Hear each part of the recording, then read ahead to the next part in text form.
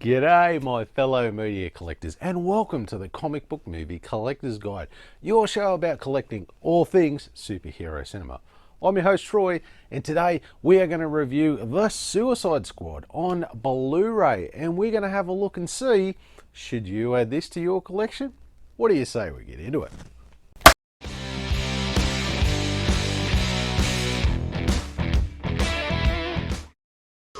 Meanwhile, at the Hall of Justice, the Super Friends Are reviewing The Suicide Squad, a live-action superhero movie with a runtime of 132 minutes. The film was released in the theatres on the 30th of July 2021 in the UK and on the 5th of August 2021 in the United States.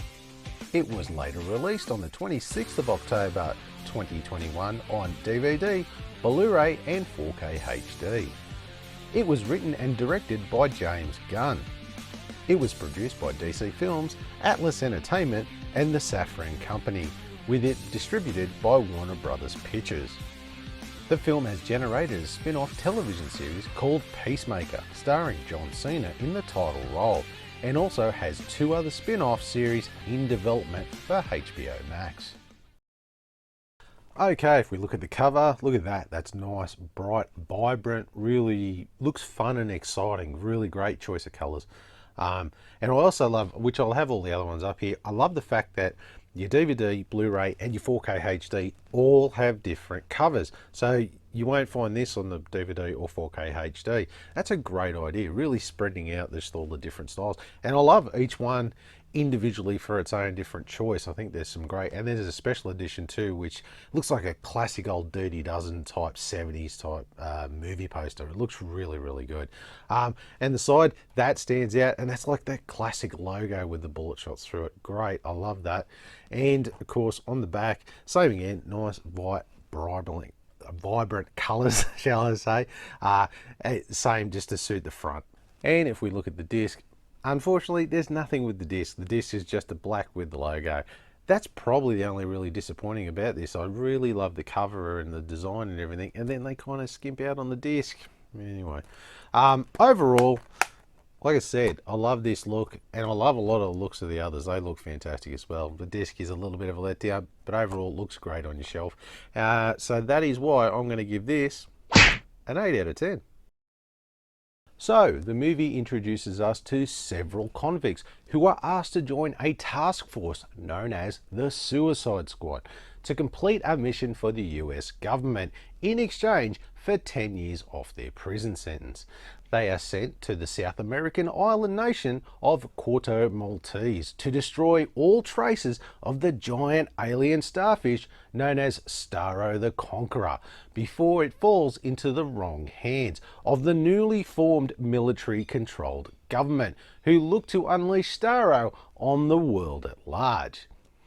Can the Suicide Squad stop the military's evil plans and unleashing Starro on the world? And will they all survive the mission? We're all gonna die! We're all gonna die! So at the end of the day, this premise it's very basic, but that's perfectly fine because that is what this Suicide Squad comic is. It's all about. There's no real epic story behind this, and it doesn't really need it.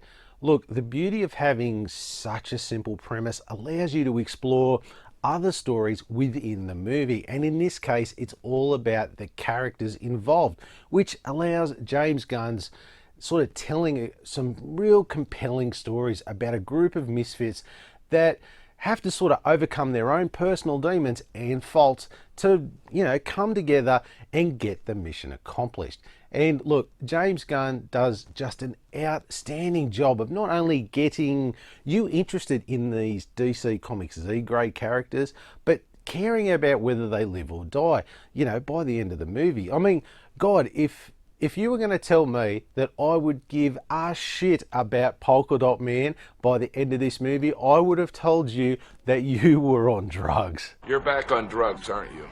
Sure, the insane amount of action, gore and comedy really fill this movie out. But from a story point of view, I just love that this movie gets the time to tell some really great stories about our main characters, all with their own sort of redemption arcs in, you know, various degrees. Except for maybe Peacemaker, who, spoilers, kind of pops up at the end as the secret bad guy, only to have his redemption story in the Peacemaker TV show later on. Now, not only do we get these great character stories, we also get a sort of like a tongue-in-cheek take on how the American government operates, you know, with the premise of them saving the world from the bad guys, but it's only sort of revealed later on that they're really just going in to clean up their mess they made in another country in the first place. So yeah, very nice little piece of social commentary there, I thought. Overall, look, a fantastic job all round.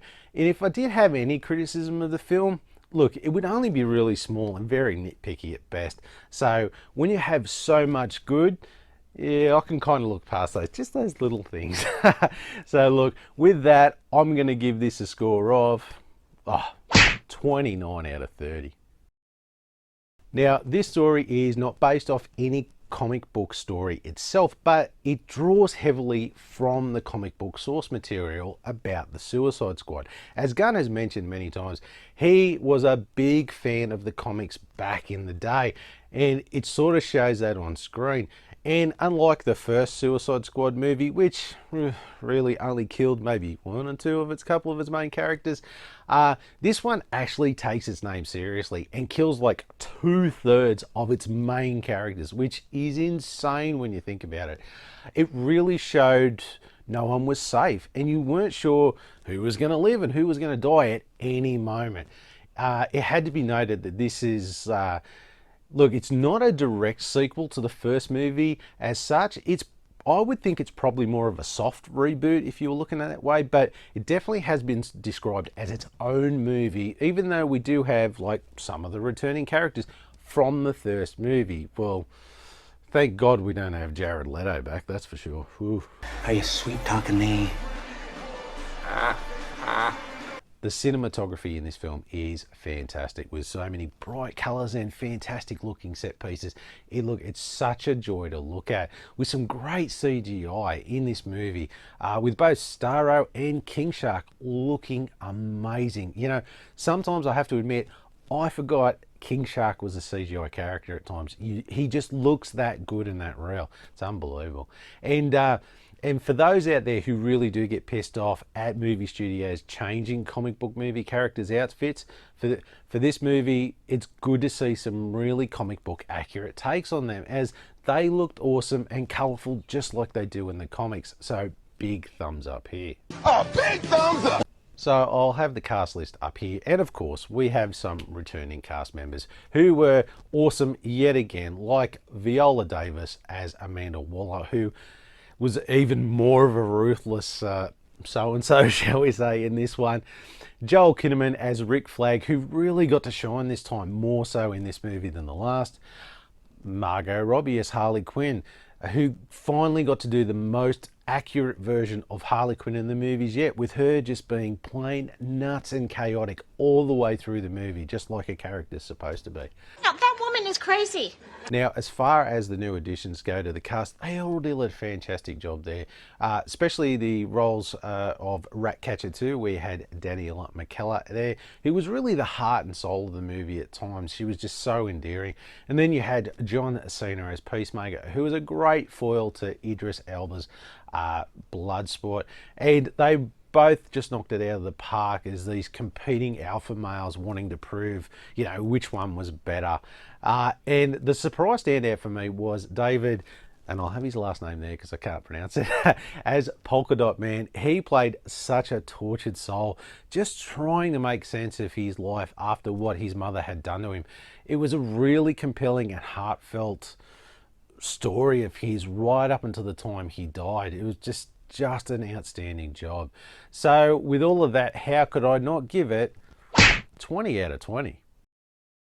Okay, special features. Now we do have quite a few special features on here, and they include an audio commentary by James Gunn, deleted and extended scenes, gag reel, 3 making of featurettes, 4 scene breakdowns, Starro, It's a Freaking Kaiju, and 3 different types of trailers. Honestly, this thing is packed with all these special features and some really good ones too. Not some of them with like the usual space fillers you get. All of them are worth watching, but I have to admit this time I really did get something out of the deleted scenes, which I don't usually. And it was something that I had a question about. Was in the movie the Thinker. I don't know if you noticed at one stage, and I'll have it here. His ear was fine, and then all of a sudden, next time you see him, he's got a bandage on his ear, and you're like, where the hell did that come from? Turns out in a deleted scene, the polka dot man shot his ear, but it just got cut. And it was kind of like, oh, so I was wondering what happened there. So I have to admit, some of these deleted scenes fill in some of those gaps, and that was just one exception. So yeah, look, action-packed, full of heaps of stuff there to watch and get into. I've really got to rate this one high this time because it's got some really valuable stuff on it. So this one I'm going to give 8 out of 10. Now, the critic score came in at, wow, 90%, and the audience score was 82%, which is a great score across the board. Don't get me wrong. I did think the audience score would have been higher than the critics, but seems like everyone out there is on the same page. Okay, well, almost everyone is. As I do check out some of the reviews online to get a feel for whether these scores are correct or not.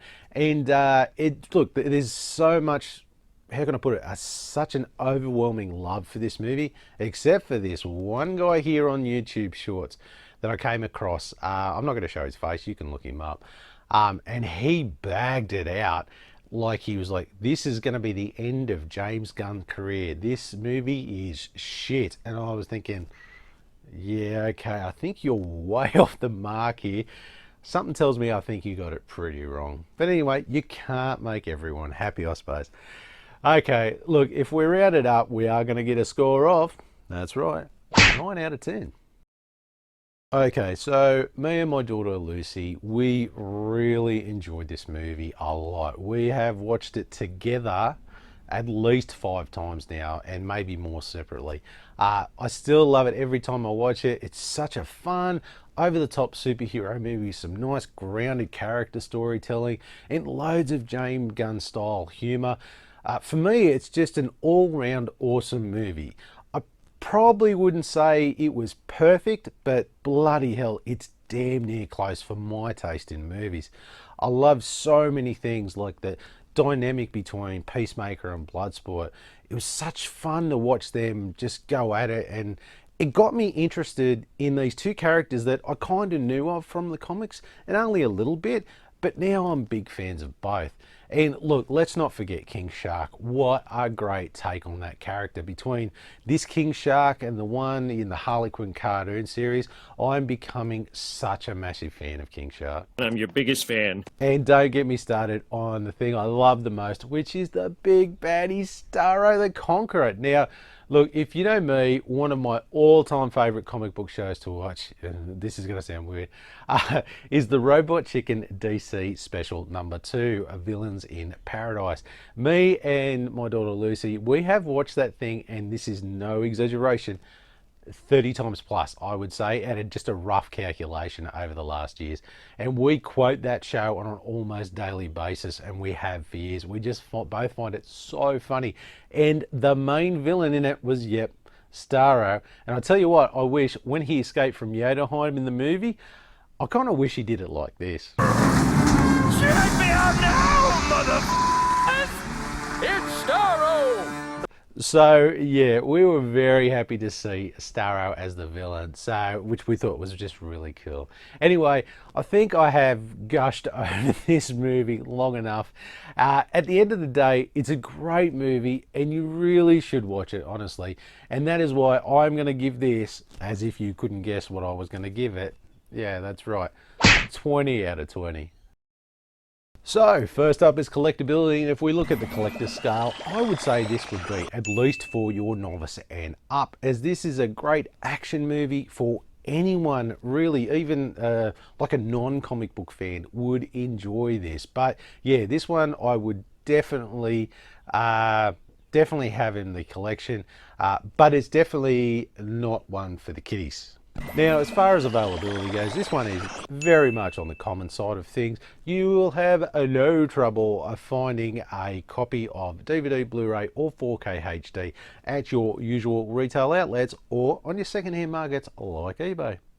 Now, as far as your average price goes, you are looking at somewhere between the $10 to $23 mark for DVD, and for Blu-ray you are looking at about the $14 to $37 mark, and of course for 4K HD you are looking at between $27 to $52. Unless you want to get the 4K Steelbooks, they're up around the $80 mark as of this video. Now, the final score. We get a grand total of 94 out of 100. Wow, that is another one of our high scores here on the channel. And look, very well deserved, that's for sure. So look, we asked the question, should you add this to your collection? Oh my God, yes, by all means. Add this one to your collection, whether you're a superhero fan or just a fan of action films in general. This has something for everybody, and no collection is complete without this movie in it. My collection is complete. Hey, so if you like this video and you want to see some more of my reviews, why don't you click that one there? Or maybe you want to see some of my collection updates. Got you covered too. Why don't you click that one there? And of course, don't forget to do the two most important things. Throw me a bat like, and don't forget to hit that subscription button on the way out. Thanks again for watching, and I'll see you next time.